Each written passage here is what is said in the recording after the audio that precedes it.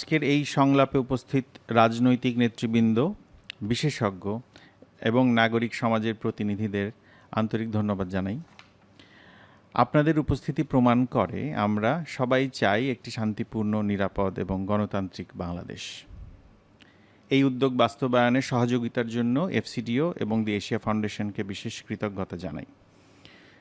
Democracy international বিস্পেস প্রকল্পের আওতায় একটি নাগরিক সংলাপের সিরিজ আয়োজন করছে এবং এই নাগরিক সংলাপ সিরিজের উদ্দেশ্য হচ্ছে তিনটি: নাগরিকদের অগ্রাধিকারসমূহ রাজনৈতিক দল ও নেতৃত্বের সামনে তুলে ধরা, দলগুলোর পরিকল্পনা বা নাগরিকদের সামনে তুলে ধরা, আর বিশেষজ্ঞ পরামর্শ দিয়ে এই পরিকল্পনাগুলোকে আরও টাইম বাউন্ড এবং কার্যকর করতে সহায়তা করা।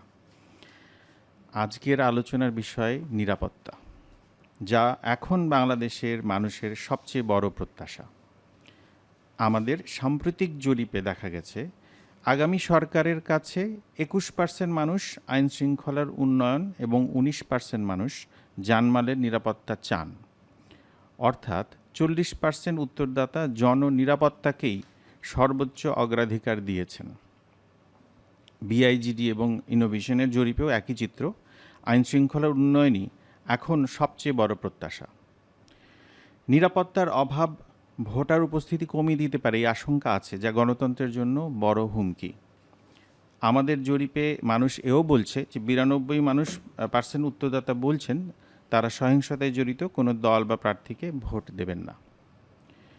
পাশাপাশি আমরা জনগণের মনে একটা হতাশার চিত্রও দেখতে পাচ্ছি।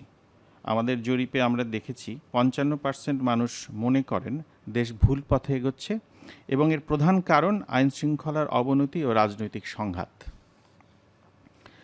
আর আজকের আলোচনার যে মূল কেন্দ্রবিন্দু, আলোচনার বিষয়, রাজনৈতিক দলগুলোর কী উদ্যোগ নেওয়া দরকার। এই ক্ষেত্রে 49 মানুষ, মানে প্রায় অর্ধেক উত্তরদাতা মনে করছেন রাজনৈতিক দলগুলো শান্তি বজায় রাখতে কার্যকর ভূমিকা রাখছে না।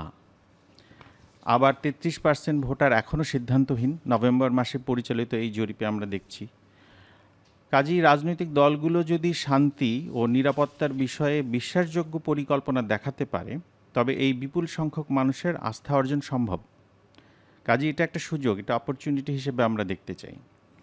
আজ আমরা শুনব প্রধান রাজনৈতিক দলগুলোর নেতাদের কাছে তাদের বর্তমান ও ভবিষ্যৎ পরিকল্পনা কী, এবং বিশেষজ্ঞদের কাছে পরামর্শ শুনব যা দলগুলোর পরিকল্পনাকে আরও কার্যকর করতে সহায়তা করবে।